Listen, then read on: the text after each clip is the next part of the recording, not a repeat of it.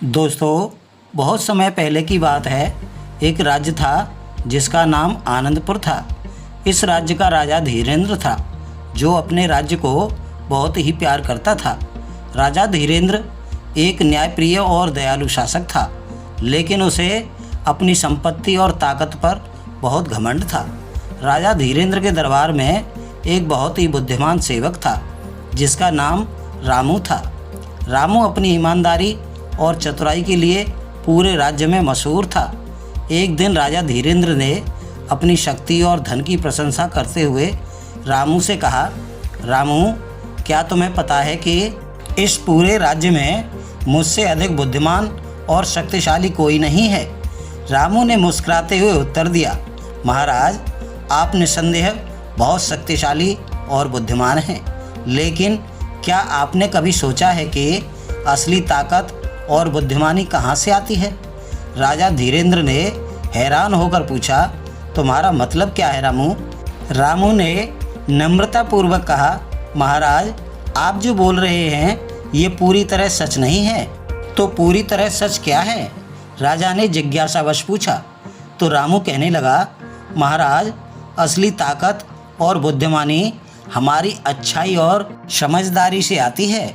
यह संपत्ति और शक्ति से नहीं मापी जा सकती।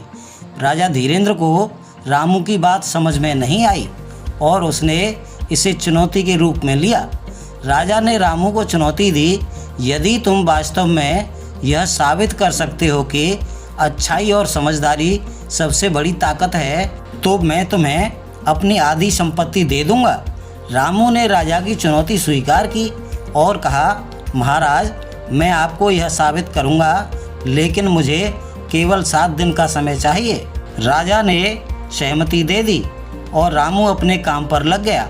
उसने राज्य के अलग अलग हिस्सों में जाकर लोगों से बातचीत की और उनकी समस्याओं को समझा।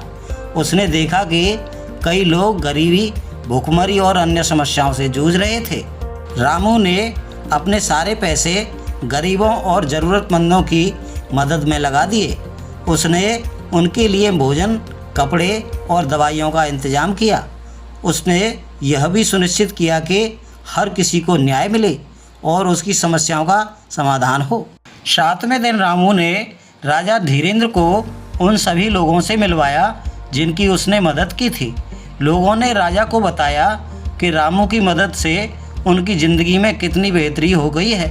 राजा ने यह देखकर महसूस किया कि असली ताकत और बुद्धिमानी शासन सत्ता में नहीं, बल्कि असली ताकत और बुद्धिमानी लोगों की सेवा और मदद में है। राजा धीरेंद्र ने अपनी गलती मानी और रामू को सम्मानित किया। उसने रामू को अपनी आधी संपत्ति दे दी, जैसा कि उसने वादा किया था। रामू ने वह संपत्ति भी गरीबों और ज़रूरतमंदों की सेवा में लगा दी। इस घटना के बाद राजा धीरेंद्र ने अपने घमंड को त्याग दिया और एक न्यायप्रिय और दयालु शासक बनकर लोगों के दिलों पर राज करने लगा। उसने सीखा कि असली ताकत और बुद्धिमानी अच्छाई और सेवा में है। रामू की बुद्धिमानी और उदारता ने पूरे राज्य को एक नया दृष्टिकोण दे दिया और आनंदपुर एक खुशहाल राज्य बन गया। दोस्तों, कहानी को विराम, मिलते हैं अगली कहानी में। तब तक के लिए आप सभी को प्यार भरा नमस्कार।